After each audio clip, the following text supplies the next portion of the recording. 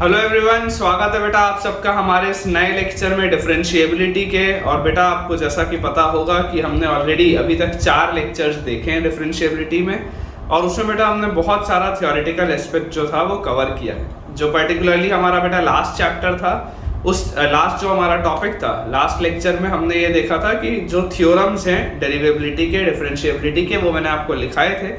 और मैंने बेटा आपको ये भी कहा था कि हम अगले लेक्चर में उस पर बेस्ड एग्जाम्पल्स करेंगे, उस पर बेस्ड सवाल करेंगे। तो आज का बेटा जो लेक्चर होगा वो प्योरली क्वेश्चंस पर बेस्ड होगा, और उसके बाद हमको एक लेक्चर और लगेगा, और उसके बाद बेटा ये वाला पूरा जो चैप्टर है वो कंप्लीट हो जाएगा। और उसके बाद जो हमारा नेक्स्ट चैप्टर होगा that will B methods of differentiation.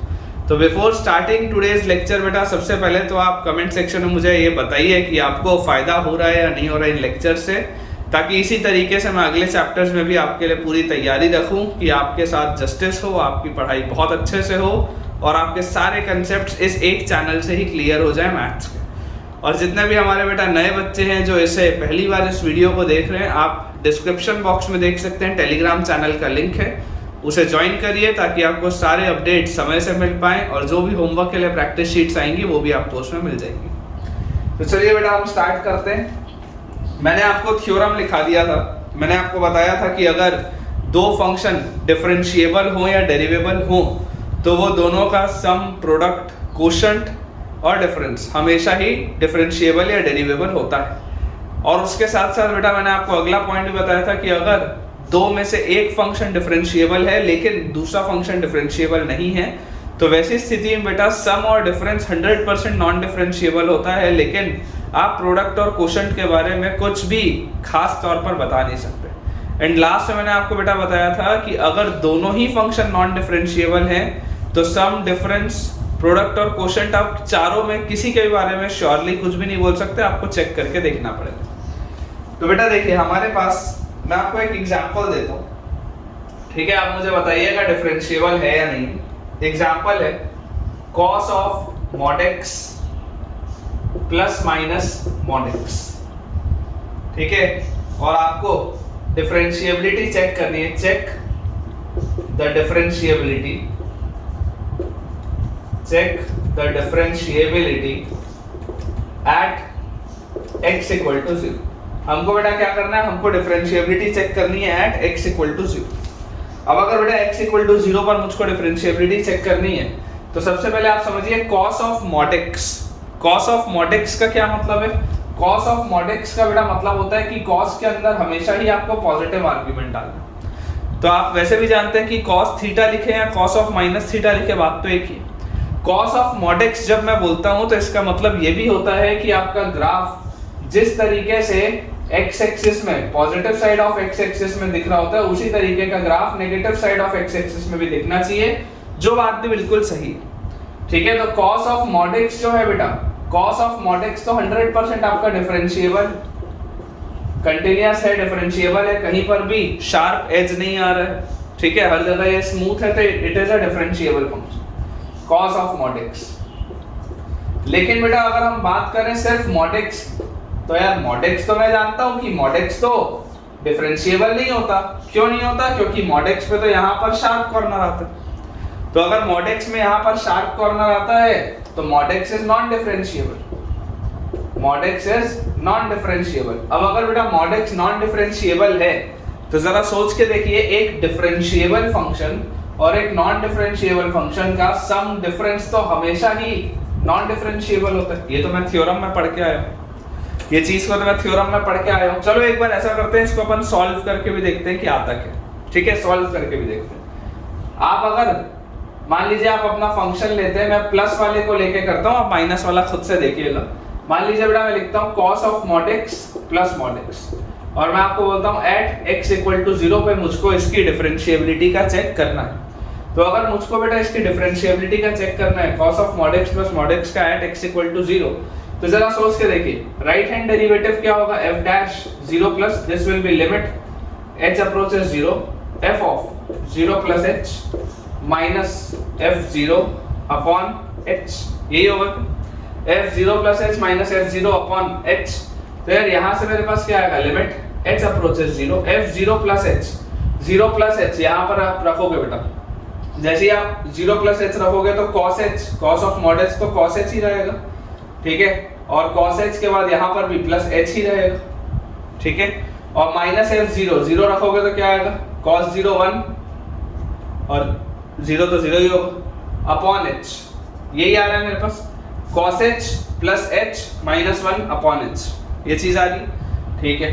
अब cos h का बेटा अगर आप चाहो तो एक्सपेंशन भी लगा सकते हो, अगर आप चाहो तो इसमें लॉपिटल रूल भी लगा सकते हो, चलो लॉपिटल लगा लेते हैं। तो this will be limit h approaches 0, cos h का minus sine h plus h का प्लस 1, माइनस 1 का गायब प्लस h का प्लस 1, h अप्रोचेस 0 साइन 0 0, यार ये तो 1 की तरफ जा रहा है। राइट हैंड डेरिवेटिव इसका किसकी तरफ जा रहा है बेटा, राइट हैंड डेरिवेटिव तो 1 की तरफ जा रहा है। लेफ्ट हैंड डेरिवेटिव निकालो, अगर आप बेटा इसका लेफ्ट हैंड डेरिवेटिव निकालेंगे f dash 0 minus, this will be limit h approaches 0, f 0 minus h minus f 0 upon minus h, यही मैं लिखूंगा, ठीक है।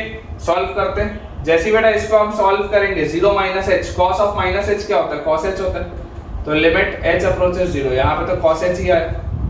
उसके बाद यहाँ पर माइनस h रखोगे तो मॉड ऑफ माइनस h क्या होगा, अगेन h ही होगा, क्योंकि h आपने पॉजिटिव रखा हुआ है तो h ही आएगा, और माइनस f0 मतलब cos 0 तो 1 होता है, और नीचे क्या आ रहा है, नीचे माइनस h आ रहा है। लॉपिटल अगर बेटा मैं लगाऊंगा this will be limit h approaches 0, cos h का minus sine h plus h का प्लस 1, माइनस 1 का 0 माइनस h का माइनस 1, व्हेन h अप्रोचेस 0 बेटा ये 0 हो जाएगा यार, इसका आंसर तो माइनस 1 आ रहा है, एक का आंसर प्लस 1 आ रहा है, एक का आंसर माइनस 1 आ रहा है।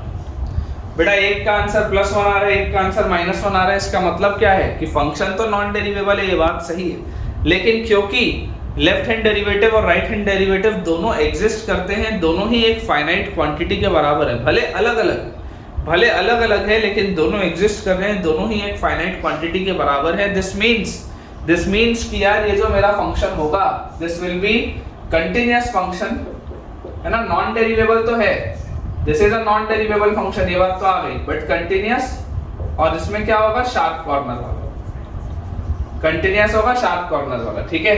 आप अगर इसमें कंटिन्यूटी चेक लगाएंगे तो आप देखेंगे कि ये कंटीन्यूअस आ जाएगा। तो मैंने बेटा ये cos of mod x plus mod x को सॉल्व किया, और मुझको पहले से ही पता था कि नॉन डेरिवेबल आना है ये, क्योंकि cos ऑफ mod x तो डेरिवेबल है लेकिन mod x नॉन डेरिवेबल है, तो एक डेरिवेबल फंक्शन को अगर एक मैं नॉन डेरिवेबल फंक्शन के साथ ऐड या सब्ट्रैक्ट करता हूं तो जो रिजल्टेंट फंक्शन होता है वो हमेशा ही नॉन डिफरेंशिएबल या नॉन डेरिवेबल होता है, ये मुझे पता है, ठीक है।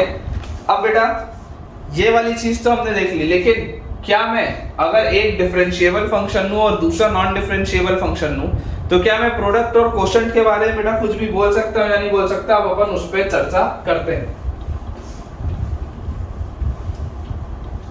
चलिए बेटा देखते हैं, ठीक है। जैसा मैंने आपको बताया है कि अगर एक फंक्शन, मान लीजिए मेरे पास कैपिटल fx एक फंक्शन है और इसमें ये है small fx multiplied by small gx, ठीक है। कैपिटल fx एक फंक्शन है और इसमें बेटा मुझे दिया हुआ है small fx multiplied by small gx, ये दो फंक्शंस का प्रोडक्ट है। इसमें से बेटा मैं आपको बोल रहा हूँ एक फंक्शन डेरिवेबल है और बेटा दूसरा फंक्शन नॉन डेरिवेबल है। One function is derivable and the second function is non derivable, और मैं अगर आपको बोलता हूँ चेक द डिफरेंशिएबिलिटी या derivability at x equal to a, ठीक है।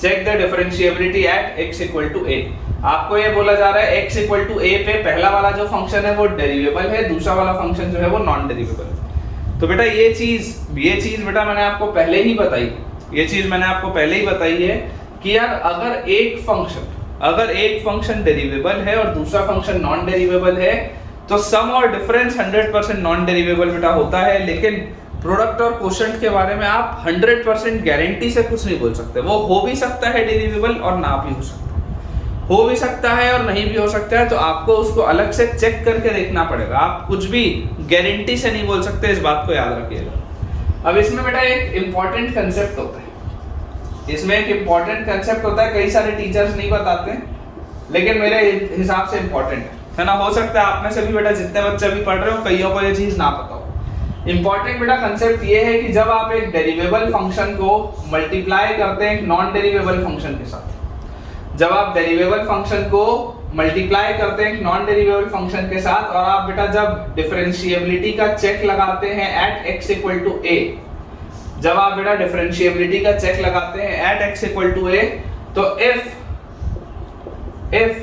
Derivable function is equal to 0 at x equal to a, then ये जो आपने पूरा का पूरा फंक्शन लिखा है डेरिवेबल फंक्शन और नॉन डेरिवेबल फंक्शन का, वो डिफरेंशिएबल हो जाएगा या डेरिवेबल हो जाएगा। इसको मैं आपको एग्जांपल के थ्रू बताता हूं, आप बिल्कुल घबराइए मत। देखिए पहले मैं आपको दोबारा समझा देता हूं। जैसे मान लीजिए एक मेरे पास फंक्शन डेरिवेबल है, एक नॉन डेरिवेबल है x इक्वल टू a पे, तो मैं आपको बेटा ये बोल रहा हूं कि इन दोनों का प्रोडक्ट डिफरेंशिएबल या डेरिवेबल हो जाएगा अगर इस क्रिटिकल पॉइंट पे जो डेरिवेबल फंक्शन था उसकी वैल्यू 0 हो रही होगी। तो अगर उस क्रिटिकल पॉइंट पे बेटा आपके डेरिवेबल फंक्शन की वैल्यू 0 हो रही होगी, तो ये चीज पूरी की पूरा ये जो प्रोडक्ट है वो क्या हो जाएगा, डेरिवेबल हो जाएगा। मैं आपको एग्जांपल्स के थ्रू बताता हूं। देखिए जैसे मान लीजिए बेटा आपके पास एक एग्जांपल इसमें दिया हुआ है, fx एक फंक्शन है, ये मुझको दिया हुआ है x mod x। क्लियरली आप देख सकते हैं दो अलग अलग फंक्शंस, x mod x बेटा आप क्लियरली देख सकते हैं दो अलग अलग फंक्शंस है, एक फंक्शन x है, एक फंक्शन mod x। और मैं आपको बोल रहा हूं इसको आपको इसकी डेरिवेबिलिटी चेक करनी है at x equal to 0, check derivability. इसकी डिफरेंशिएबिलिटी या डेरिवेबिलिटी को बेटा आपको चेक करना है एट x इक्वल टू 0। तो अब अभी मैंने आपको बेटा जो कंसेप्ट बताया, मैंने आपको कंसेप्ट क्या बताया, देखिए आपको यहाँ पर ये दिखाई दे रहा है कि यार fx जो है, x तो क्या है, x एक ऐसा फंक्शन है जो डेरिवेबल, x तो डेरिवेबल है, लेकिन mod x क्या है, mod x तो नॉन डेरिवेबल है। x तो डेरिवेबल था लेकिन mod x क्या है, mod x तो नॉन डेरिवेबल है एट x इक्वल टू 0। तो मैंने आपको बोला कि इस क्रिटिकल पॉइंट पे अगर आपका डेरिवेबल फंक्शन इक्वल टू 0 हो गया, अगर इस क्रिटिकल पॉइंट पे आपका डेरिवेबल फंक्शन इक्वल टू 0 हो गया, तो ये जो पूरा फंक्शन होगा वो क्या होगा, डेरिवेबल हो जाएगा। तो देखो इस क्रिटिकल पॉइंट पे जैसे ही आप x की वैल्यू 0 रखोगे, क्या ये डेरिवेबल फंक्शन 0 आ जाएगा क्या, भाई डेरिवेबल फंक्शन तो है ही x, तो आप जैसे ही x की वैल्यू 0 रखोगे डेरिवेबल फंक्शन आपका 0 आ जाएगा। मतलब इस कंसेप्ट के हिसाब से बेटा fx को डेरिवेबल होना चाहिए। जो मैंने आपको अभी कंसेप्ट बताया इसके हिसाब से fx को डेरिवेबल होना चाहिए। ये मुझे सारी चर्चाएं क्यों करनी पड़ रही हैं, ये बेटा सारी चर्चाएं मुझे इसलिए करनी पड़ रही है क्योंकि बेटा ध्यान से सुनिएगा, क्योंकि मुझे ये चीज पता है कि अगर एक फंक्शन डेरिवेबल है और एक फंक्शन नॉन डेरिवेबल है, तो उन दोनों का प्रोडक्ट और कोशेंट आप गारंटी से नहीं बोल सकते। आप उन दोनों के सम और डिफरेंस की बात कर सकते हैं बेटा, लेकिन उन दोनों के प्रोडक्ट और कोशेंट को आप गारंटी से नहीं बोल सकते क्या होगा, इसलिए आपको चेक करना पड़ेगा। तो ये कंसेप्ट के हिसाब से अगर मैं देखूंगा, तो क्योंकि जो मेरा डेरिवेबल फंक्शन था वो x इक्वल टू 0 पर ये 0 हो जा रहा है, इस वजह से इन दोनों का प्रोडक्ट डेरिवेबल होना चाहिए। ठीक है, तो हम सबसे पहले तो चलो ऐसा करते हैं, इसका ग्राफ बनाते हैं। ग्राफ से ही मैं आपको दिखाता हूं, मैं आपको फील दिलाने की कोशिश बेटा कर रहा हूं कि इस चैप्टर में चल क्या रहा है, इस पोर्शन में चल क्या रहा है। अगर आप इसका ग्राफ देखोगे तो देखो अपन fx फंक्शन को डिफाइन कर लेते हैं। अगर x पॉजिटिव हुआ, अगर बेटा x पॉजिटिव हुआ तो mod x क्या होगा, x बन के खुलेगा तो this will B x square. अगर x की वैल्यू 0 हुई तो ये 0 होगा। अगर x नेगेटिव हुआ तो mod x जो होगा दैट विल बी -x, तो ये पूरी चीज आ जाएगी -x स्क्वायर। तो यार अगर मैं इसका बेटा ग्राफ देखूं, तो ग्राफ से तो मुझे क्या चीज समझ में आती है कि यार 0 से छोटे के लिए ये -x स्क्वायर है, -x स्क्वायर तो ऐसा होगा ये इस तरीके का पैराबोला, इस तरीके का पैराबोला, और 0 से बड़े के लिए ये ऐसा है। 0 से छोटे के लिए इस तरीके का पैराबोला होता है नीचे वाला, और 0 से बड़े के लिए ऐसा ऊपर वाला पैराबोला होता है, और 0 पर इसकी वैल्यू 0 है। तो आप देख सकते हैं कहीं पर भी शार्प कॉर्नर तो आएगा नहीं, क्योंकि ये तो यार बढ़िया से पैराबोला होता है, यहाँ से भी वैसी वाला पैराबोला होता है। यहाँ पर तो देखो स्लोप क्या हो गया, 0 हो गया लाइन। चलो यहाँ से तो समझ में आता है कि डेरिवेबल है फंक्शन, जो मैं पहले भी बोल रहा था। मैं आपको बोलता हूँ चलो अगर आपको ग्राफ से नहीं भी समझ में आता, आप राइट डेरिवेटिव और लेफ्ट डेरिवेटिव निकाल के देखो।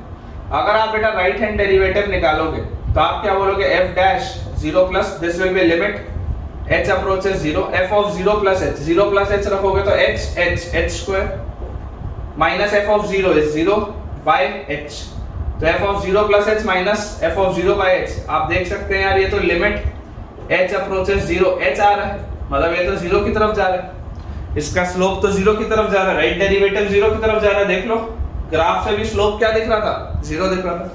लेफ्ट डेरिवेटिव की बेटा बात करते हैं। लेफ्ट हैंड डेरिवेटिव में भी अगर आप देखेंगे तो f dash 0 minus this will be limit h approaches 0 f of 0 minus h, f 0 minus h मतलब यहाँ माइनस h रखोगे, यहाँ भी माइनस h रखोगे, माइनस h का मॉड h आ जाएगा और यहाँ पे minus h, so this will be minus h square minus f0 is 0 upon minus h, minus से माइनस गया, एक h से एक जाएगा बेटा, दोबारा वही है लिमिट h अप्रोचेस 0 h। यार ये भी 0 आ रहा है, आप क्लियरली देख सकते हैं बेटा। देखो right derivative left derivative same है, फाइनाइट क्वांटिटी, और देखो दोनों का स्लोप क्या आ रहा है, 0 आ रहा है।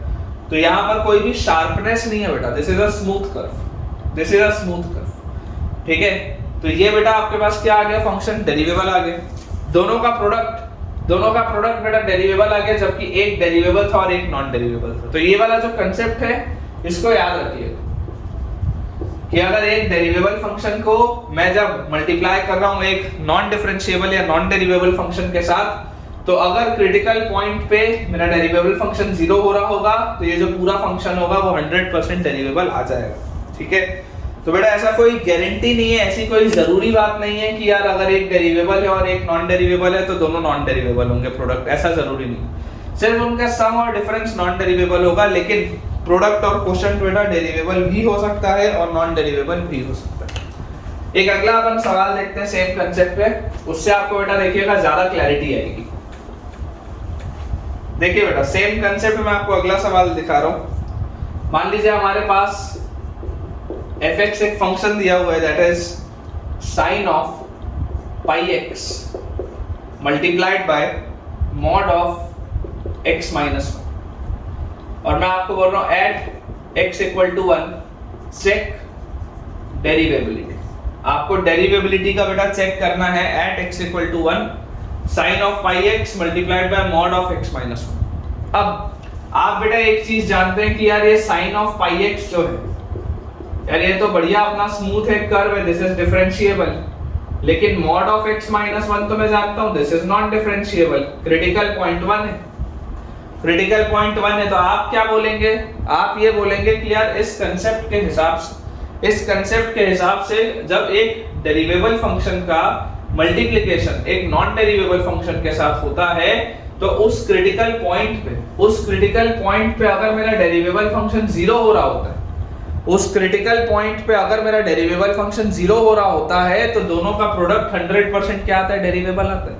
अगर मैं x इक्वल टू 1 बेटा रखूंगा तो देखो sin पाई आएगा, sin पाई तो क्या होता है, 0 होता है। तो क्योंकि एट x इक्वल टू 1, क्योंकि बेटा sin पाई x की वैल्यू 1 हो जा रही है, तो sin पाई x की वैल्यू 0 हो जा रही है, इस वजह से बेटा, इस वजह से आप बोल सकते हैं कि यार fx जो होगा वो डेरिवेबल होगा। पूरा सॉल्व करने की जरूरत नहीं है, आप डायरेक्टली जुगाड़ से ये चीज बोल सकते हैं कि एक डेरिवेबल है एक नॉन डेरिवेबल है, लेकिन क्रिटिकल पॉइंट पे डेरिवेबल फंक्शन मेरा 0 हो जा रहा है, इस वजह से दोनों का जो प्रोडक्ट होगा वो क्या होगा, डेरिवेबल होगा। अब इसका अगर बेटा आप बोलोगे सर इसका ग्राफ बनाओ, तो इसका ग्राफ बनाना तो बहुत मुश्किल है।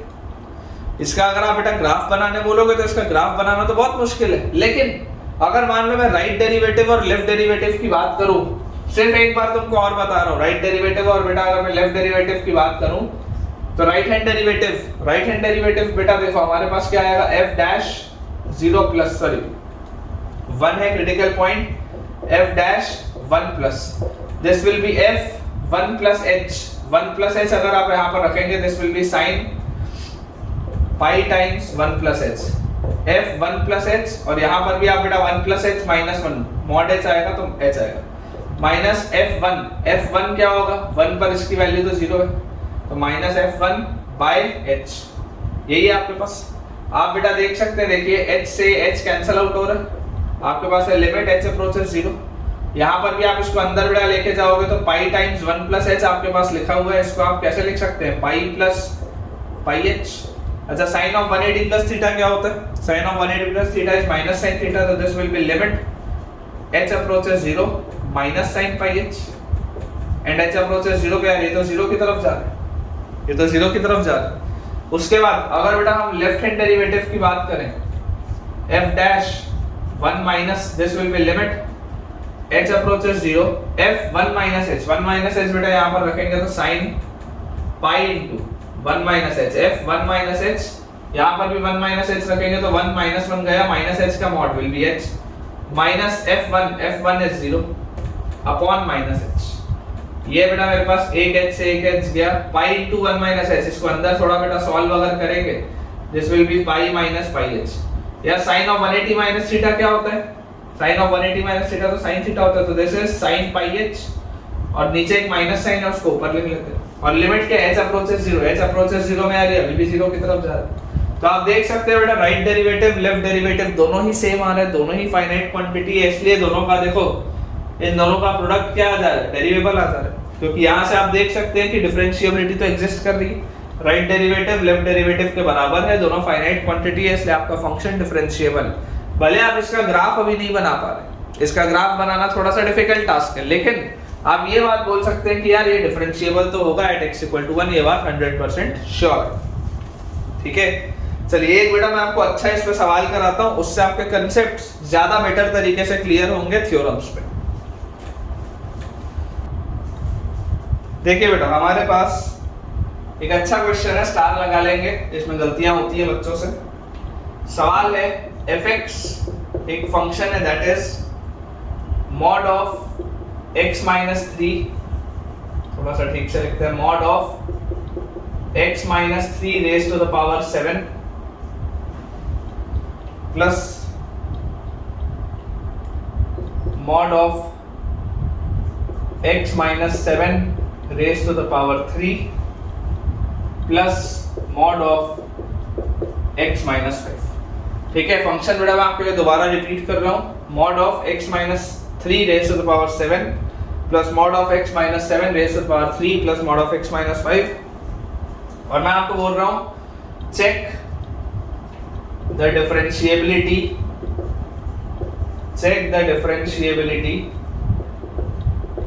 of fx, check the differentiability of fx। ठीक है, एक बार बेटा आप इसको सोचिए, तब तक हम मार्कर को रिफिल कर लेते हैं। एक बार आप इसको सोच के देखिए कि आपके हिसाब से इसका क्या आंसर होना चाहिए, ये डिफरेंशिएबल होना चाहिए या ये डिफरेंशिएबल नहीं होना चाहिए, आपको जो भी बेटा लगता है एक बार मुझे सोच के आप बताइए कि आपको क्या लगता है आंसर इसका क्या होगा। अच्छा सवाल है बेटा, इसमें आपको एक न्यू चीज सीखने को मिलेगी, है ना, कि थ्योरम्स को अप्लाई कैसे करते हैं, आपको इसमें ये सीखने को मिलेगा। देखिए हमारे पास लिखा है बेटा, जो चीज लिखी है उसको मैं थोड़ा सा देखिए किस तरीके से लिख रहा हूं। इसको मैं ऐसा लिख सकता हूं क्या यार, fx जो फंक्शन दिया हुआ है इसको अगर मैं बोलूं कि this is mod of x minus 3 raised to the power 6 into x minus 3 plus mod of x minus 7 का square into x minus 7 plus mod x minus 1। ऐसा अपन देख के इसको बोल सकते हैं।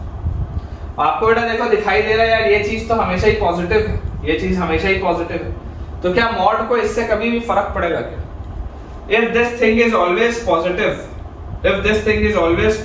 मॉड को तो इससे फर्क पड़ ही नहीं रहा, मॉड को इससे क्या फर्क पड़ रहा है, कोई फर्क नहीं। तो मैं आपको बोलता हूं कि यार आप इसको ऐसा लिखो, fx is equal to x minus 3 raised to the power 6 mod x minus 3 plus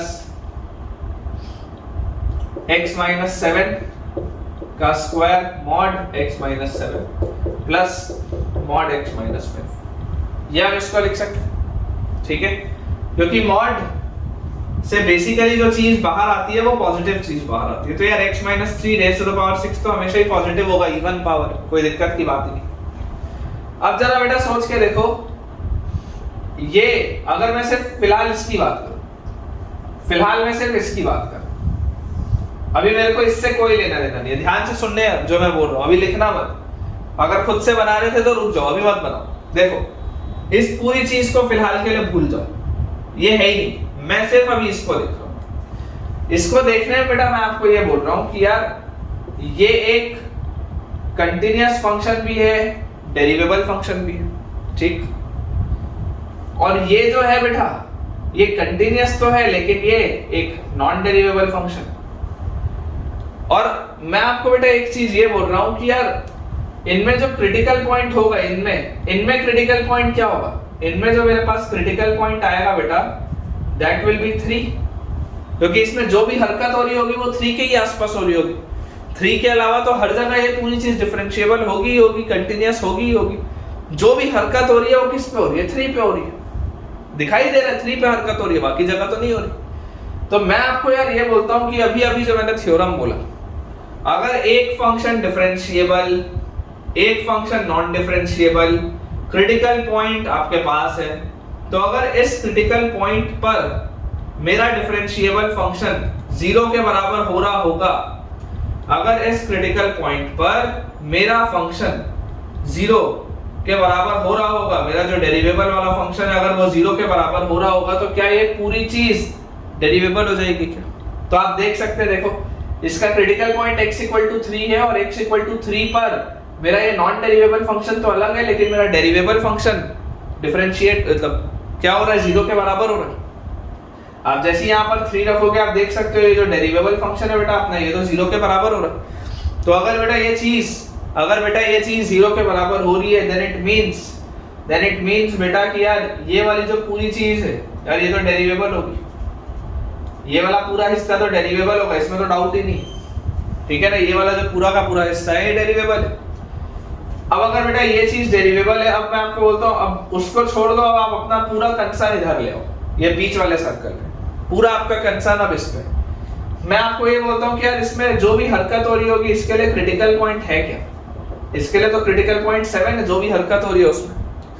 again ये एक डेरिवेबल फंक्शन है, ये एक नॉन डेरिवेबल फंक्शन। मॉड वाला फंक्शन नॉन डेरिवेबल है, ये एक डेरिवेबल फंक्शन, क्योंकि परफेक्ट स्क्वायर वाली चीज है, this is a derivable function. Continuous होगा, जैसे देखो x स्क्वायर होता है, x स्क्वायर का ग्राफ कैसा होता है बेटा, ऐसा होता है x स्क्वायर का ग्राफ। मान लो आप बोलते हो यार, मुझे कोई बोलता है सर x - 1 का स्क्वायर का ग्राफ बताओ, तो इसमें देखो क्रिटिकल पॉइंट कहां पर आ रहा है, 1 पर आ रहा है। तो अगर 1 पर क्रिटिकल पॉइंट आ रहा है तो इस तरीके का इसका ग्राफ होगा तो डेरिवेबल होगा, तो कंटीन्यूअस, हर जगह स्मूथ होगा। तो अगर मुझे ये चीज बेटा समझ में आती है तो ये बात में तो देखो कोई भी डाउट नहीं है बेटा इस चीज में कि यार ये जो चीज है, ये जो बेटा पूरी की पूरी मेरी चीज है यार, ये तो ये डिफरेंशिएबल है, ये नॉन डिफरेंशिएबल। अब क्रिटिकल पॉइंट पे बेटा अगर मेरा डेरिवेबल फंक्शन 0 के बराबर हो रहा है, आप ध्यान से देखिए क्रिटिकल पॉइंट पे अगर मेरा डेरिवेबल फंक्शन बेटा 0 के बराबर हो रहा है, तो यार ये जो पूरी चीज है, ये पूरी चीज तो डेरिवेबल हो जाएगी। यही तो थ्योरम की ब्यूटी है बेटा। अदरवाइज आप सोच के देखो, अगर आपको right hand derivative, left hand derivative in तीनों क्रिटिकल पॉइंट पे ले लेके करना हो तो तुम पागल हो जाओगे। ये सवाल इतना लंबा हो जाएगा कि तुम पागल हो जाओगे। देखो मैं तुमको समझा रहा हूँ इसलिए टाइम लग रहा है, अदरवाइज तो खट में लिख सकता हूँ ये डेरिवेबल इस तरीके से। तो यार ये देखो ये वाली चीज डेरिवेबल हो गई, ये वाली भी चीज क्या हो गई, डेरिवेबल हो गई हमेशा। अभी तक मैंने सिर्फ इसकी बात अलग से की, फिर इसकी बात अलग से की, अब मैं इसकी बात करता हूँ, अब मैं इसकी बात करता हूँ अलग से। मॉड ऑफ x - 5 बेटा लिखा है मेरे पास, मॉड ऑफ x - 5। यार ये तो नॉन डेरिवेबल है, एक ही फंक्शन है और ये तो नॉन डेरिवेबल, ये तो इसमें तो दो फंक्शन है ही नहीं, इधर दो फंक्शन थे, इधर दो फंक्शन थे, इधर तो है ही एक फंक्शन, ये तो नॉन डेरिवेबल है। अब ये तो अभी ये वाला थ्योरम तो अभी मैंने पढ़ा था, जब एक डेरिवेबल हो और एक नॉन डेरिवेबल हो तो क्रिटिकल पॉइंट पे अगर डेरिवेबल फंक्शन 0 हो रहा होता है तो पूरा चीज डेरिवेबल हो जाता है। ये अभी थोड़ी देर पहले मैंने पढ़ा।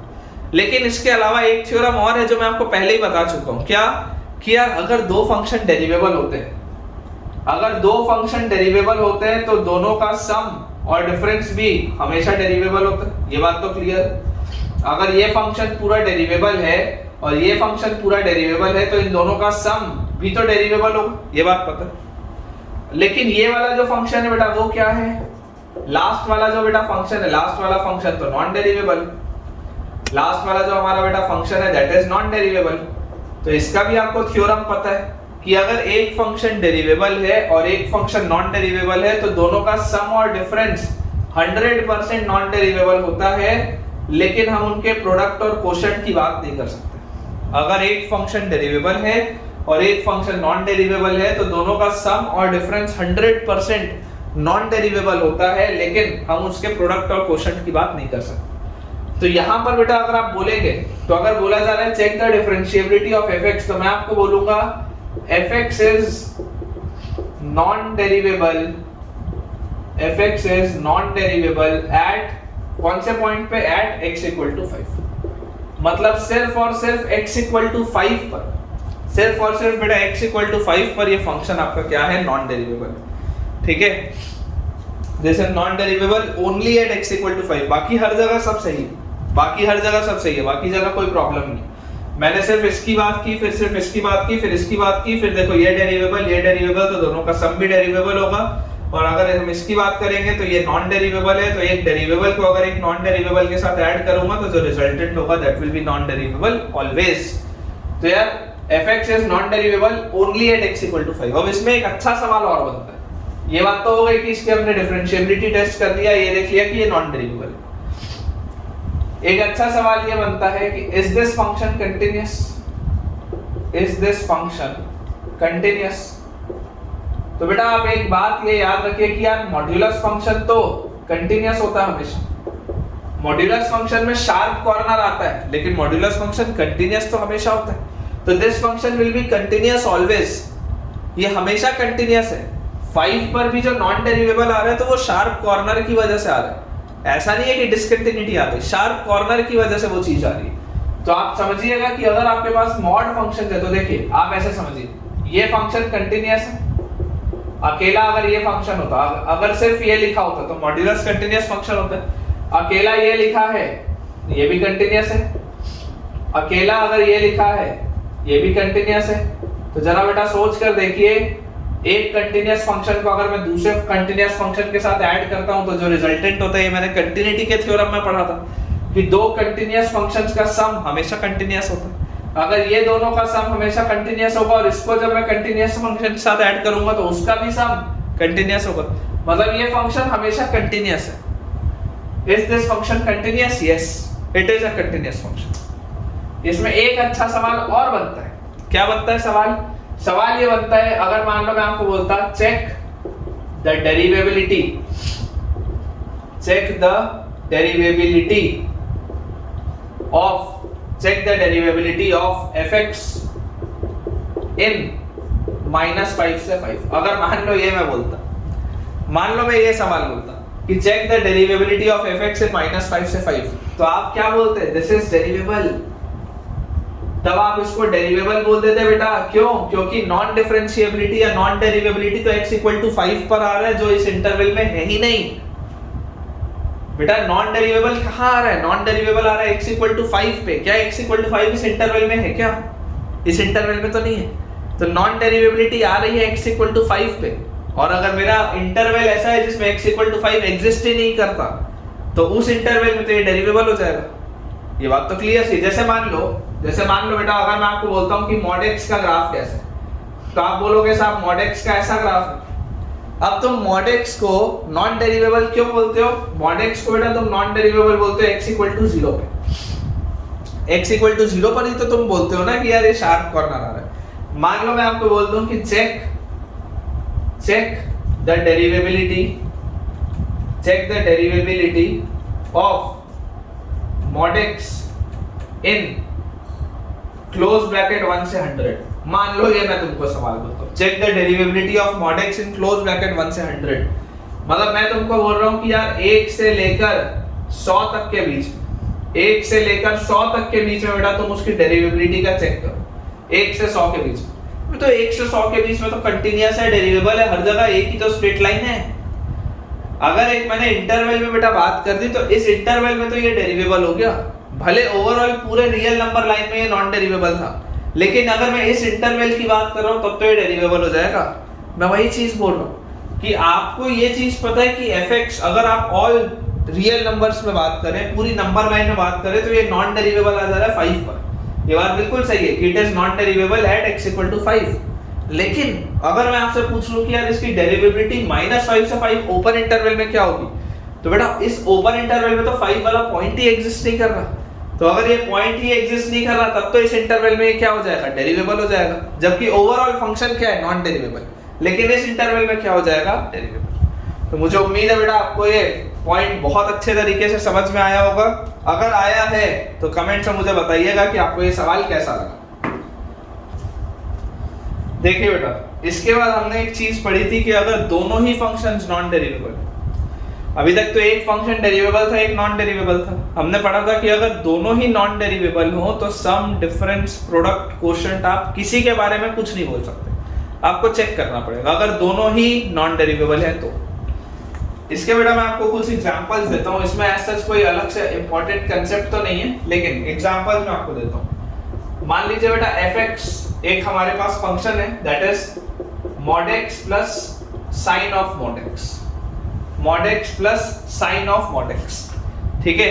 और बेटा मैं आपको बोलता हूं कि चेक द डेरिवेबिलिटी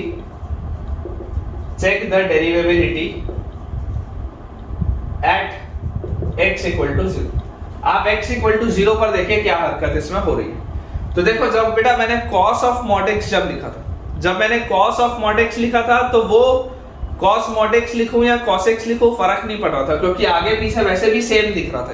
लेकिन साइन को फर्क पड़ता है, साइन सेम नहीं दिखता बेटा। देखो ध्यान से, अगर आप sin x का बेटा ग्राफ देखेंगे तो sin x का ग्राफ कैसा होता है, ऐसा होता है। This is the graph of sin x, ठीक है, ये बेटा sin x का ग्राफ है। लेकिन अगर मैं बोलता हूं sin x के ग्राफ, ये sin x था, अगर मैं आपको बेटा बोलता हूं कि अब मुझे आप sin ऑफ mod x का ग्राफ बताओ, sin ऑफ mod x, तो आप जब x नेगेटिव भी डालोगे तो आंसर क्या आएगा, वैसा आएगा जैसे पॉजिटिव में होता। देखो, आप अगर मान लो sin ऑफ 1 बोलते तो sin ऑफ 1 का आंसर 1 होगा, लेकिन अगर आप -1 भी डालोगे तब भी इसमें आंसर कैसा आएगा, 1 जैसा ही आएगा आंसर, sin 1 जैसा।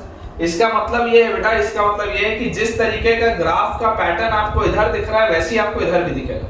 तो यार ये ग्राफ आपके पास पता है कैसा हो जाएगा, ये आपके पास ग्राफ हो जाएगा इस तरीके का, ये ऐसा। यहां से अगर आप पीछे से इसका ग्राफ देखेंगे तो ये ऐसा इसका ग्राफ हो जाएगा। This is the graph of sin of mod x, जैसा इधर है वैसी उधर, जैसा इधर है वैसी उधर है। तो इसमें आप देख सकते हैं कि यार 0 पर ये शार्प कॉर्नर आ रहा है, 0 पर बेटा इसमें तो शार्प कॉर्नर आ रहा है। तो अगर इसमें आपके पास शार्प कॉर्नर आ रहा है 0 पर, इसका मतलब कि यार sin ऑफ mod x जो है, sin ऑफ mod x तो क्या हो गया, this is non derivable. sin of mod x is non derivable. ये बात तो बेटा क्लियर है कि sin mod x तो नॉन डेरिवेबल है at x equal to 0। बाकी हर जगह ये स्मूथ चल रहा है, लेकिन यहाँ पर गड़बड़ हो गई, यहाँ पे शार्प कॉर्नर आ गया। केवल अगर मैं mod x की बात करूं तो केवल mod x भी नॉन डेरिवेबल है। इसका तो ग्राफ आपको याद ही है, इसमें तो कोई बात ही नहीं है, मतलब mod x तो है ही नॉन डेरिवेबल। तो यार अगर मेरे पास बेटा ये चीज आ गई तो यार दो नॉन डेरिवेबल का सम, अब बेटा दो नॉन डेरिवेबल का सम डेरिवेबल भी हो सकता है, नॉन डेरिवेबल भी हो सकता है, आपको चेक करना पड़ेगा, ठीक है। तो हम चेक करते हैं। देखिए, अगर बेटा मैं बात करता हूं राइट हैंड डेरिवेटिव की, तो राइट हैंड डेरिवेटिव में आपको बोलूंगा f dash 0 plus, this will be limit h approaches 0, f 0 plus h रखोगे तो क्या आएगा, h plus sin h minus f0 पे 0 अपॉन h, यही आएगा मेरे पास। और यहां से बेटा अगर आप देखेंगे तो h by h तो 1 होता है और sin h by h भी 1 होता है। तो यार ये तो 2 की तरफ जा रहा है, इसका राइट हैंड डेरिवेटिव तो 2 की तरफ जा रहा है। लेफ्ट हैंड डेरिवेटिव देखते हैं। Left hand derivative is f dash 0 minus, left hand derivative क्या होगा, f डैश 0 माइनस, तो left hand derivative will be limit h approaches 0, f 0 minus h, 0 minus h रखोगे तो यहाँ पर बेटा क्या आएगा, बेटा माइनस h रखते हैं उसका मॉड h, माइनस h रखते हैं यहाँ पे plus sin h, minus f0 तो 0 है अपॉन माइनस h, ये आएगा मेरे पास। h by h 1 होता है, sin h by h 1 होता है, लेकिन दोनों में बेटा माइनस साइन है, तो यार ये तो -2 है। लिमिट देखो आप बेटा समझो इस बात को, राइट डेरिवेटिव लेफ्ट डेरिवेटिव अपने लिमिट को सॉल्व किया है, फाइनाइट क्वांटिटी आ रही है लेकिन दोनों अलग अलग है, फाइनाइट है लेकिन अलग अलग है, इसलिए बेटा दिस इज नॉन डेरिवेबल। कंटीन्यूअस होगा पर नॉन डेरिवेबल है ना, कंटीन्यूअस होगा क्योंकि फाइनाइट है बेटा, राइट डेरिवेटिव लेफ्ट डेरिवेटिव दोनों एग्जिस्ट कर रहा है, फाइनाइट है तो कंटीन्यूअस होगा, लेकिन क्या होगा, नॉन डेरिवेबल होगा, मतलब कि इसमें शार्प कॉर्नर आ रहा होगा, ठीक है, इसमें बेटा आ रहा होगा शार्प कॉर्नर। अब मैं आपको एक एग्जांपल और लेता हूं, इसी में देखो, इसी से ये आपको क्या दिख रहा है, ये आपको नॉन डेरिवेबल दिख रहा है, लेकिन अब बेटा अगर मैं आपको बोलूं कि यार आप अगर मान लीजिए gx आपके पास एक फंक्शन है which is mod x minus sine of mod x, ठीक है, और मैं आपको बोलता हूं check the derivability at x equal to 0, क्योंकि हरकत तो यार x इक्वल टू 0 पर ही हो रही है ना, बाकी जगह तो होगा ही ना यार, बाकी जगह तो ऑलमोस्ट स्मूथ ही आपका चल रहा है हर जगह ग्राफ, बाकी जगह प्रॉब्लम नहीं। मॉड लगा हुआ है तो मॉड के लिए क्रिटिकल पॉइंट क्या है, 0 है, जो भी हरकत हो रही होगी उसी पे हो रही होगी। तो अगर बेटा मेरे पास ये चीज आ गई कि मुझे इस पे इसकी डेरिवेबिलिटी चेक करनी है, अब देखो मुझे तो आंसर पता है, तो मुझे पता है कि ये डेरिवेबल आ जाएगा, mod x plus sin mod x बेटा नॉन डेरिवेबल था, देखो दोनों इंडिविजुअली नॉन डेरिवेबल है, दोनों इंडिविजुअली नॉन डेरिवेबल है, तो दोनों का आंसर, दोनों का जो एडिशन था वो नॉन डेरिवेबल आया। लेकिन जब आप बेटा mod x minus sine mod x करोगे ना वो डेरिवेबल आ जाएगा। करके देखते हैं, ग्राफ आप तो दोबारा बनाने की जरूरत नहीं है, सेम ग्राफ ही है।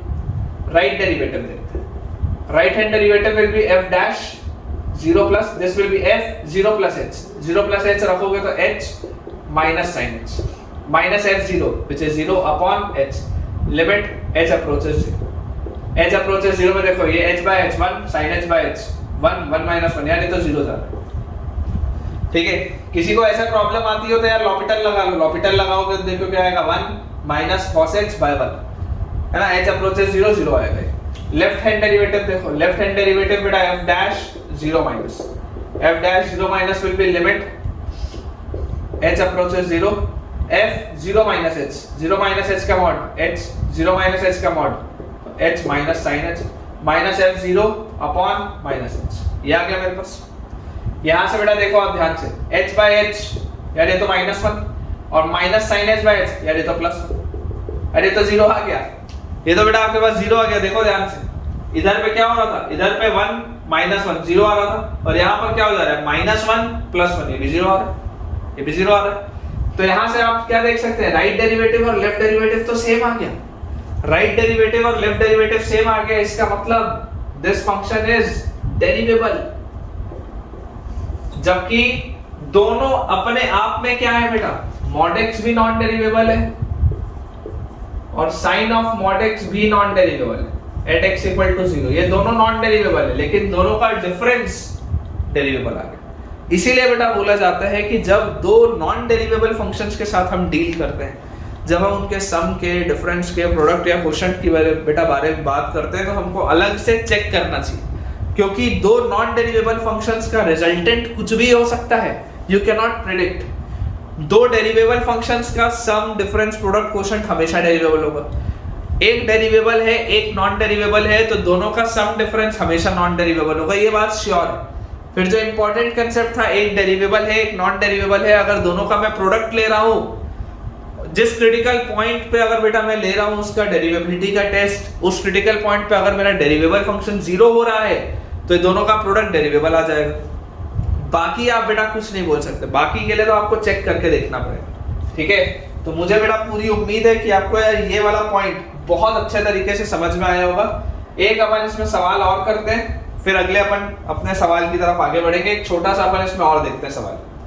हमारे पास अगला मान लीजिए एक फंक्शन दिया हुआ है hx, वो है mod x into sin of mod x, ठीक है, mod x into sin of mod x। ये बेटा अपने पास सवाल है, आपको इसका डेरिवेबिलिटी का चेक करना है। Check derivability, check the derivability at x equal to 0।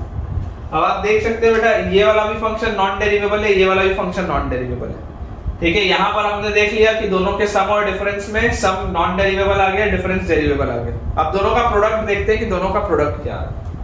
mod x और sin mod x है बेटा हमारे पास। यहाँ पर आप ध्यान से देखेंगे, अगर मैं इसके राइट हैंड डेरिवेटिव की बात करूं तो right hand derivative will be f dash 0 plus this will be f limit s approaches 0 f 0 plus h, 0 plus h रखोगे तो h sin h आएगा, minus f0 will be 0 upon h, यही आएगा। h से h गया, h approaches 0, यार ये तो 0 की तरफ जा रहा है। Left hand derivative f dash 0 minus this will be limit h approaches 0 f 0 minus h, 0 minus h अगर रखोगे तो minus h का mod h into sin h, minus f0 मतलब 0 अपॉन माइनस एच। तो यार ये h से h तो गया और h अप्रोचेस 0 में 0 आ रहा है वापस, माइनस साइन लगा भी है तो क्या फर्क पड़ रहा है, 0 से मल्टीप्लाई होकर तो 0 हो जाएगा। तो यार देखो again right derivative left derivative तो सेम आ रहा है, 0 के पास जा रहा है, इसका मतलब ये भी क्या है, डेरिवेबल है। इंडिविजुअली दोनों फंक्शंस, इंडिविजुअली बेटा आपके दोनों ही फंक्शंस क्या थे, नॉन डेरिवेबल थे, लेकिन दोनों का डिफरेंस भी डेरिवेबल आ गया, दोनों का प्रोडक्ट भी क्या आ गया, डेरिवेबल आ गया। चलिए इसको बेटा आप लोग ठीक से नोट कर लीजिए। इसके अलावा एक अच्छे सवाल की तरफ अब हम आगे बढ़ते हैं। देखिए बेटा अगला हमारे पास सवाल लिखा है, which of the following functions, which of the following functions, which of the following functions is our derivable, is our derivable। और इसमें बेटा डेरिवेबिलिटी के लिए आपको एक इंटरवल दिया है, derivable in open interval minus pi से पाई। ठीक है, मुझे डेरिवेबिलिटी का चेक लगाना है माइनस पाई से पाई के बीच में। ऑप्शंस बेटा मैं आपको दे रहा हूं।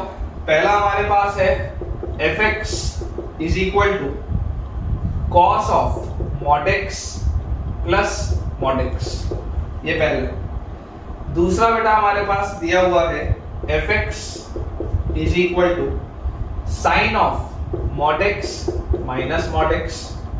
तीसरा हमको बेटा दिया हुआ है fx is equal to cos of mod x minus mod of x minus pi by 2। और चौथा बेटा हमको इसमें दिया हुआ है fx is equal to signum x plus signum of minus x, signum of minus x। ये बेटा हमारे पास चार ऑप्शंस दिए हुए।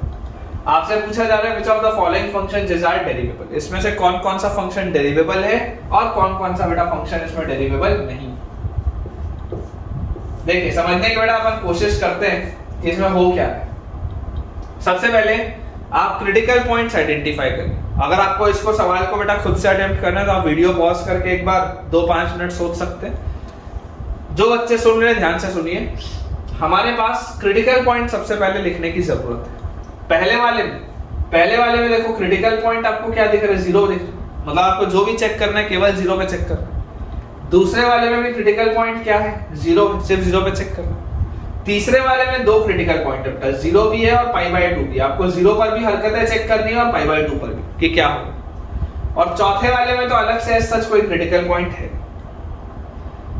अब बेटा समझने की कोशिश करिए कि अगर मैं पहले वाले ऑप्शन को चेक करूं, फर्स्ट ऑप्शन, तो यार cos mod x plus mod x लिखा है, cos mod x plus mod x। ठीक है, आपके लिए बेटा मैं धीरे धीरे बता रहा हूं, अदरवाइज तो मुझे इसका आंसर दिमाग में निकल चुका है।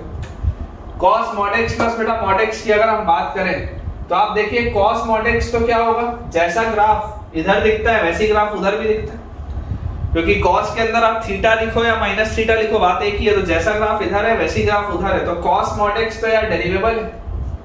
at x equal to 0 cos mod x तो डेरिवेबल है, लेकिन mod x क्या है, mod x तो नॉन डेरिवेबल है। तो थ्योरम क्या बोलता है, थ्योरम बेटा ये बोलता है कि एक डेरिवेबल फंक्शन का सम एक नॉन डेरिवेबल फंक्शन के साथ जब मैं करूंगा तो जो रिजल्टेंट होगा वो हमेशा ही नॉन डेरिवेबल होगा। सॉल्व करने का जरूरत नहीं है। यही आपको बेटा मैं सिखाना चाहता हूं कि राइट डेरिवेटिव लेफ्ट डेरिवेटिव बार बार निकालने की जरूरत नहीं है। निकालेंगे जब जरूरत पड़ेगी तब निकालेंगे, लेकिन जो चीज डायरेक्टली थ्योरम से हो सकती है उसको डायरेक्टली थ्योरम से सॉल्व करना चाहिए। यहाँ पर आप देख सकते हैं कि यार ये तो डेरिवेबल है, क्योंकि यहाँ पर x वाले में तो स्मूथ रहेगा। देखो graph cos of mod x का बेटा अगर आप ग्राफ बनाओगे भी तो ऐसे ही तो रहेगा, इसके आगे ऐसे ही तो रहेगा, इसके पीछे ऐसे ही तो रहेगा। तो यहाँ पर तो स्मूथनेस है, यहाँ पर तो कोई प्रॉब्लम नहीं। लेकिन mod x की अगर मैं बात करूंगा तो ये बेटा mod x का ग्राफ है, इसको तो यहाँ पर प्रॉब्लम है। ठीक है, तो आप बेटा ये क्लियरली ये बात को समझ सकते हैं कि यार एक फंक्शन डेरिवेबल है, एक फंक्शन नॉन डेरिवेबल है, और थ्योरम ये बोलता है कि अगर एक डेरिवेबल हो और एक नॉन डेरिवेबल हो तो उनका रिजल्टेंट हमेशा नॉन डेरिवेबल होता है। मुझसे पूछा जा रहा है कि इनमें कौन कौन से डेरिवेबल होंगे, तो यार ये तो गलत हो गया, ऑप्शन ए तो गलत है भाई, ऑप्शन ए तो आंसर हो ही नहीं सकता। ऑप्शन बी देखते हैं। ऑप्शन बी हालांकि देखो हम अभी अभी पढ़ के आए, हम अभी अभी ऑप्शन बी पढ़ के आए। हमने mod x minus sine mod x पढ़ा, यहाँ sine mod x minus mod x लिखा, बात एक ही। चलो तुम्हारा मन रखने के लिए मैं कर देता हूँ, आपको दिखाई दे रहा है देखो sine mod x minus mod x. Sine mod x भी नॉन डेरिवेबल है, मॉड एक्स भी नॉन डेरिवेबल, दोनों ही non derivable. This sine mod x is also non derivable at x equal to 0 और mod x is also non derivable at x equal to 0। ठीक है, दोनों के बेटा ग्राफ आपको पता ही है, मैंने अभी पिछले वाले सवाल में ही आपको बताया था। अब यहां से आपको क्या पता है कि यार अगर दोनों ही नॉन डेरिवेबल है तो मुझे चेक करना पड़ेगा राइट डेरिवेटिव क्या होगा, f dash 0 plus this will be limit h approaches 0 f 0 plus h, मतलब this will B sin h minus h minus f0 is 0 upon h। तो यहाँ से आपको बेटा देखो अगर आप लॉपिटल लगाते हो तो यहाँ पे आएगा cos h माइनस 1 बाय 1 और h अप्रोचेस 0 में, यार ये तो 0 की तरफ जा रहा है। या ऐसे भी देख सकते हो sin h बाय h भी 1 है, h बाय h भी 1 है, तो ये 0 की तरफ जा रहा है। लेफ्ट डेरिवेटिव बेटा अगर हम देखेंगे f डैश 0 माइनस, तो limit h approaches 0 f0 minus h, तो again sin h minus f0 is 0 upon minus h। यहाँ पर आप देख सकते हैं बेटा again this is -1 this is +1, again answer 0 की तरफ जा रहा है। ठीक है, आंसर बेटा हमारे पास 0 की तरफ जा रहा है। तो अगर इसका भी आंसर 0 की तरफ जा रहा है, दिस मींस कि यार राइट डेरिवेटिव और लेफ्ट डेरिवेटिव तो सेम है, और अगर दोनों सेम है तो यार ये फंक्शन तो डेरिवेबल होगा। This is a derivable function. अभी थोड़ी देर पहले भी तो किया था, तब mod x minus sin mod x था, बात तो एक ही। मतलब यार ये तो सही, ऑप्शन बी तो डेरिवेबल है, इसका प्रॉब्लम नहीं। ऑप्शन सी चेक करना पड़ेगा, ऑप्शन सी को चेक करना पड़ेगा। लेकिन इसमें भी थ्योरम है बेटा, इसमें भी थ्योरम वर्क कर रहा है। क्यों थ्योरम वर्क कर रहा है, देखो आपको पता है कि cos mod x और minus mod of x minus pi by 2। cos mod x तो क्या है, डेरिवेबल है हमेशा, this is always derivable cos mod x, इसमें तो कोई प्रॉब्लम ही नहीं, क्योंकि cos mod x का कर्व तो स्मूथ चल रहा है, इधर भी स्मूथ चल रहा है, इट इज ऑलवेज डेरिवेबल। लेकिन यार ये तो नॉन डेरिवेबल है, this is non derivable, this is non derivable. तो यार अगर एक डेरिवेबल है और एक नॉन डेरिवेबल है तो दोनों का डिफरेंस 100% क्या होगा, नॉन डेरिवेबल होगा। देखो cos mod x का बेटा ग्राफ वही होगा जो cos x का ग्राफ है, cos mod x का ग्राफ वही होगा जो cos x का ग्राफ है, सेम ही ग्राफ है, cos mod x लिखो या cos x लिखो, बात एक ही है, क्योंकि cos के अंदर थीटा माइनस थीटा एक जैसे बात करते हैं, तो सेम इसका ग्राफ है।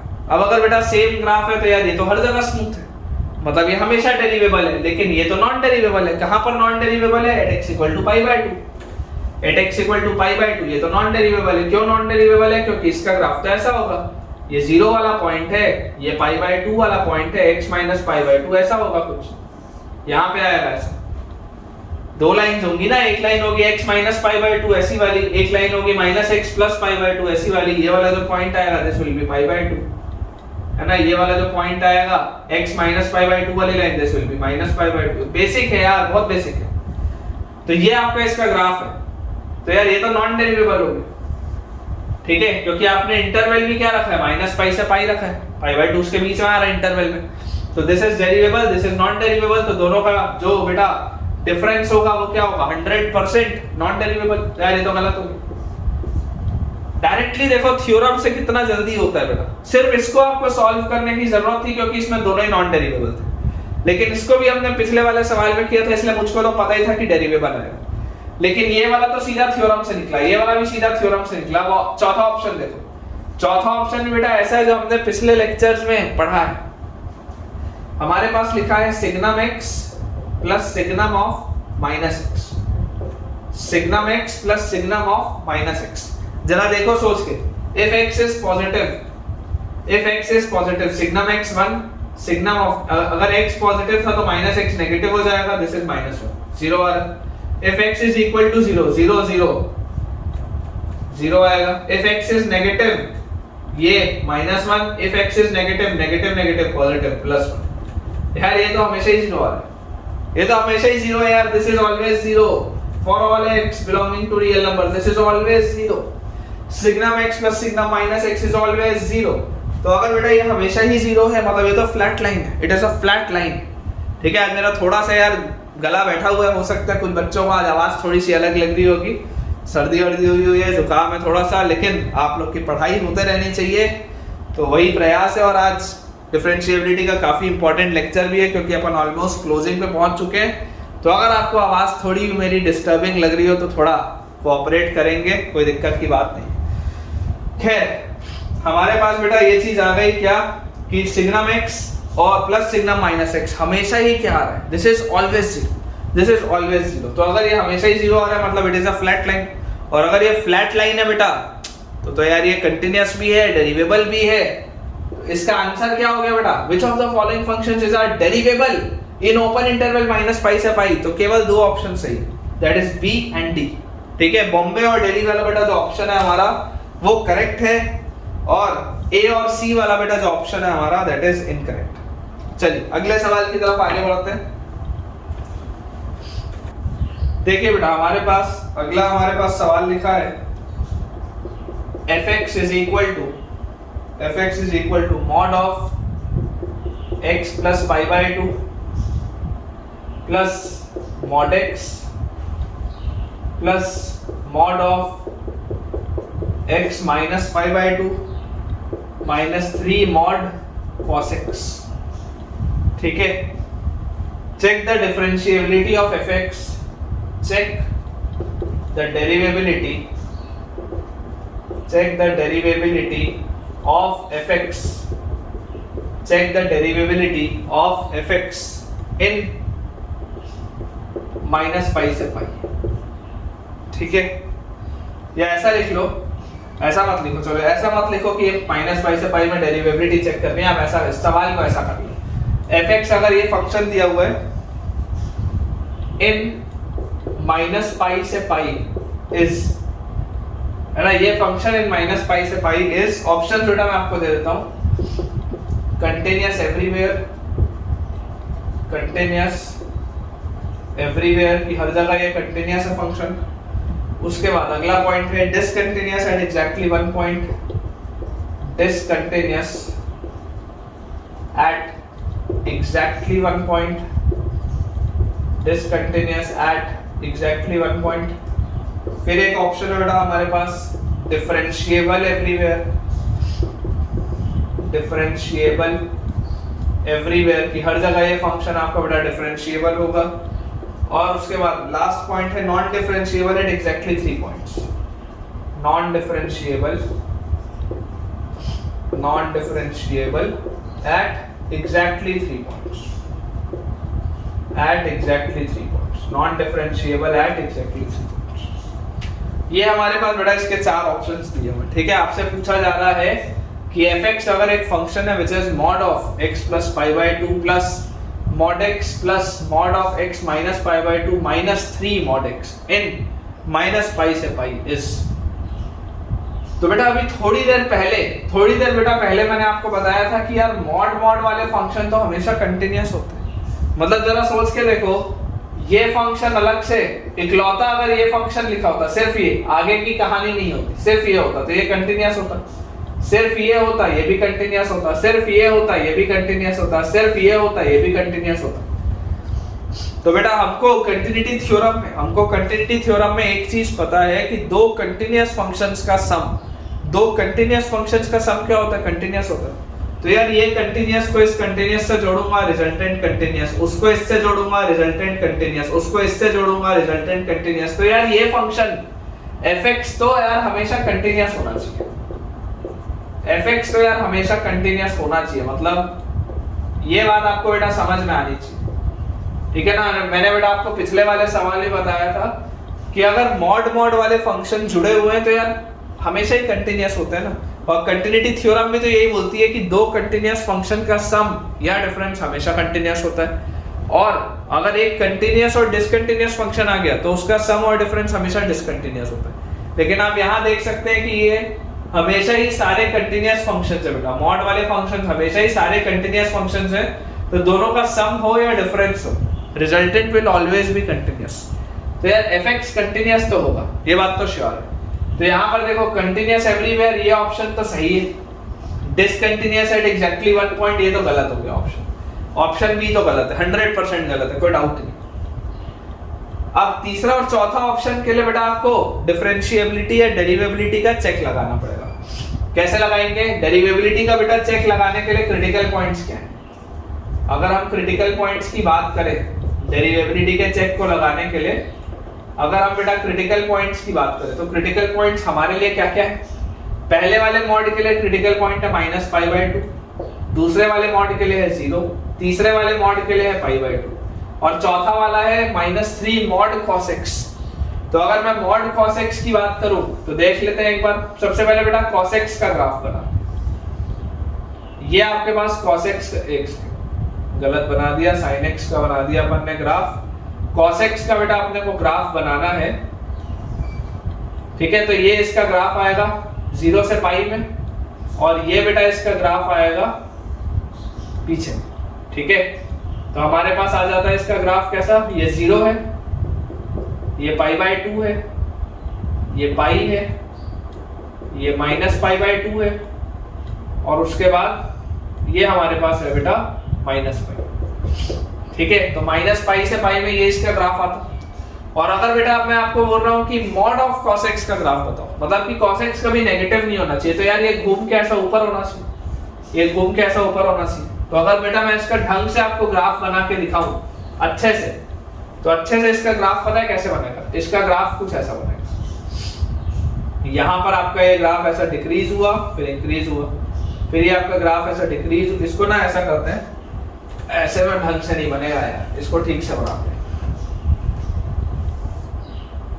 ये आपके पास एक ऐसा ग्राफ है, फिर ये ऐसा है, फिर ये ऐसा है, ये आपकी लाइन है ना। ये आपके पास बेटा ग्राफ दिया हुआ है, ये आपके पास आपका ग्राफ दिया हुआ है। ये 0 है, this is π/2, this is pi, this is -π/2, this is -π।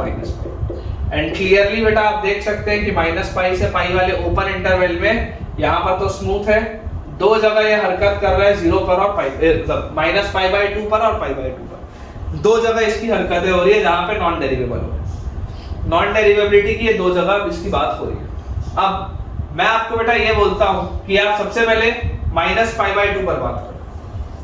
-π/2 पर अगर मैं बात करूं तो -π/2 में ये वाला फंक्शन, पहला वाला फंक्शन क्या है? नॉन डेरिवेबल। देख लो -π/2 पे पहला वाला फंक्शन क्या है? नॉन डेरिवेबल। दूसरा वाला फंक्शन तो क्या होगा? डेरिवेबल होगा। -π/2 पे पहला वाला फंक्शन क्या है? नॉन डेरिवेबल है, क्योंकि mod ऑफ x + π/2 -π/2 पे क्या होगा? नॉन डेरिवेबल होगा, क्योंकि यहाँ पर ये इसका क्रिटिकल पॉइंट आ रहा है -π/2, तो इस पे नॉन डेरिवेबल है। लेकिन mod x तो डेरिवेबल होगा। अभी थोड़ी देर पहले मैंने आपको बताया था बेटा, अगर आप mod x की बात करें, ये mod x का कर्व है, अगर आप -π/2 पे बोलोगे तो -π/2 पे तो यार ये डेरिवेबल है। -π/2 पे इसको प्रॉब्लम थोड़ा है, mod x को प्रॉब्लम 0 पर है, -π/2 पे डेरिवेबल है। तो अगर -π/2 पर बेटा mod x आपका डेरिवेबल है तो ये तो डेरिवेबल हो गया। अच्छा, -π/2 पर ये भी डेरिवेबल है, तीसरा वाला भी -π/2 पर ये भी डेरिवेबल है। इसको प्रॉब्लम तो π/2 से थी, इसको प्रॉब्लम 0 से है, इसको प्रॉब्लम π/2 से है, तो -π/2 पे तो सिर्फ इसको दिक्कत थी। तो ये क्या है? -π/2 पे दिस इज -π/2 पे क्या है? Non derivable, this is derivable, this is derivable, और लास्ट वाला क्या है बेटा? -3 mod ऑफ cos x।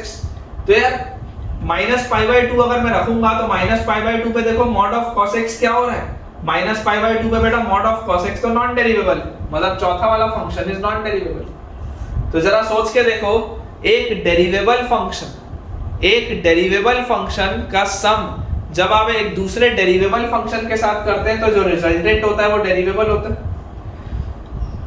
अब इसके बाद जरा सोच के देखो,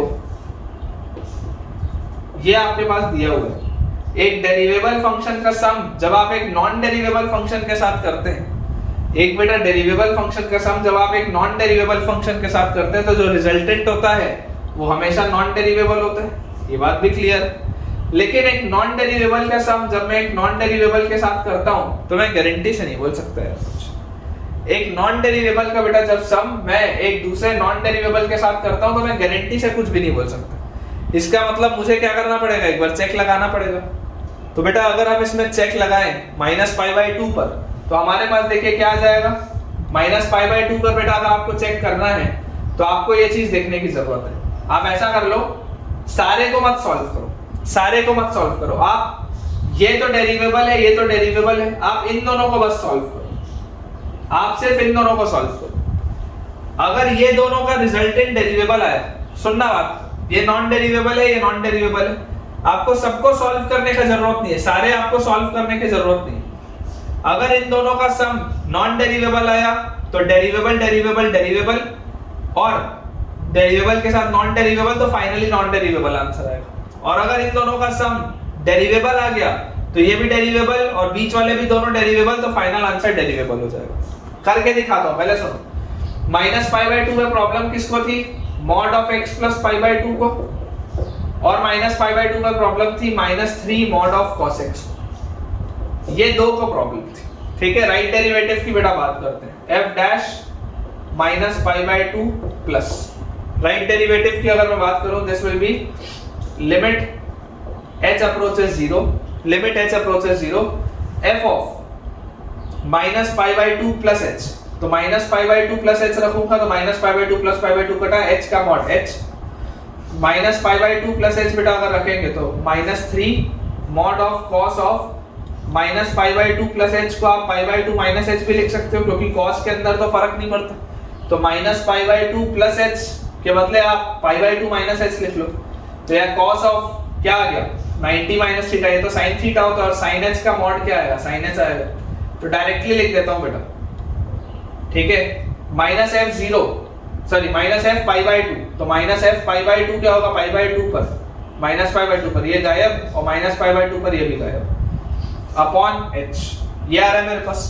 तो यहां से बेटा आप देखिए आपके पास क्या आ जा रहा है, h/h 1 -3 sin h by h -3, यार इसका राइट डेरिवेटिव तो -2 आ रहा है, राइट डेरिवेटिव -2 आ रहा है।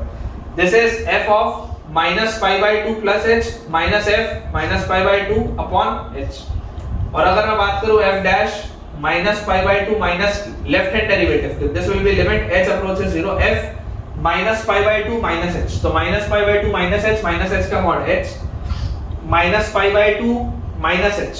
तो बेटा ध्यान से सुनिएगा, अगर आप x की जगह रखते हैं -π/2 minus h, it is as good as π/2 plus h, क्योंकि minus of theta is theta, ठीक है। तो -π/2 माइनस h के बदले π/2 plus h, cos 90 plus theta, cos 90 plus theta is minus sin theta, और उसका मॉड, तो ये आपके पास आ जाएगा अगेन -3 sin h, और अपॉन नीचे आएगा -h, तो h by -h -1 और -3 sin h by -h, minus से माइनस गया, दिस इज +3।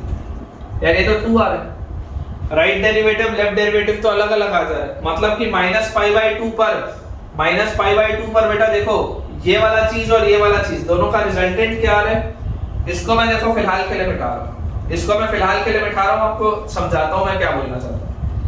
मैं -π/2 पे बेटा अगर बात करूं तो ये दोनों का रिजल्टेंट, ये दोनों का बेटा जो रिजल्टेंट है दैट इज नॉन डेरिवेबल, आपको दिखाई दे रहा है, एक डेरिवेबल है, एक मतलब राइट डेरिवेटिव लेफ्ट डेरिवेटिव दोनों अलग आ रहे हैं, x plus π/2 minus 3 mod cos x का, ये दोनों का, पहले और आखिरी वाले का, क्योंकि पहले और आखिरी वाले कोई प्रॉब्लम थी इसमें, तो ये दोनों नॉन डेरिवेबल आ रहे हैं, लेकिन बीच वाले दोनों डेरिवेबल थे।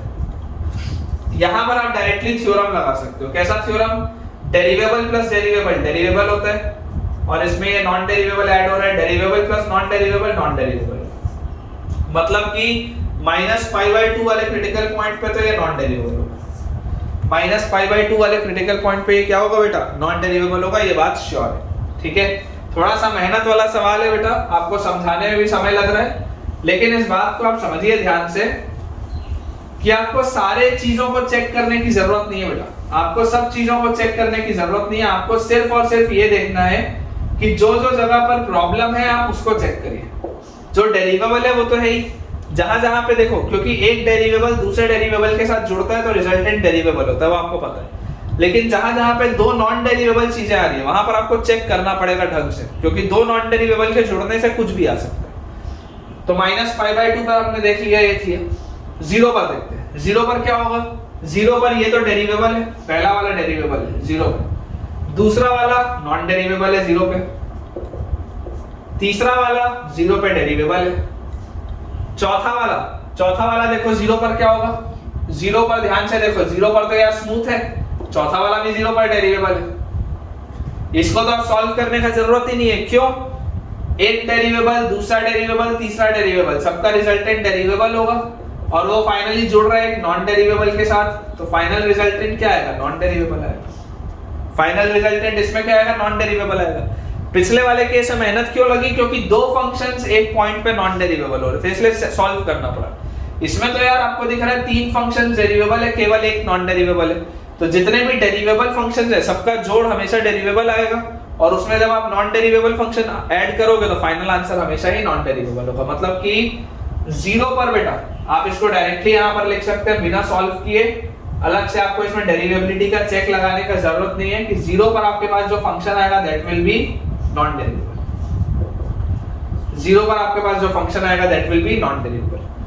फाइनली अब पाई बाय 2 पर बेटा हम चेक करते हैं। फाइनली पाई बाय 2 पर पहला वाला डेरिवेबल होगा, पाई बाय 2 पर दूसरा वाला डेरिवेबल होगा, पाई बाय 2 पर तीसरा वाला नॉन डेरिवेबल होगा क्योंकि इसको प्रॉब्लम है, और पाई बाय 2 पर चौथा वाला, चौथे वाले का देखो पाई बाय 2 पर नॉन डेरिवेबल।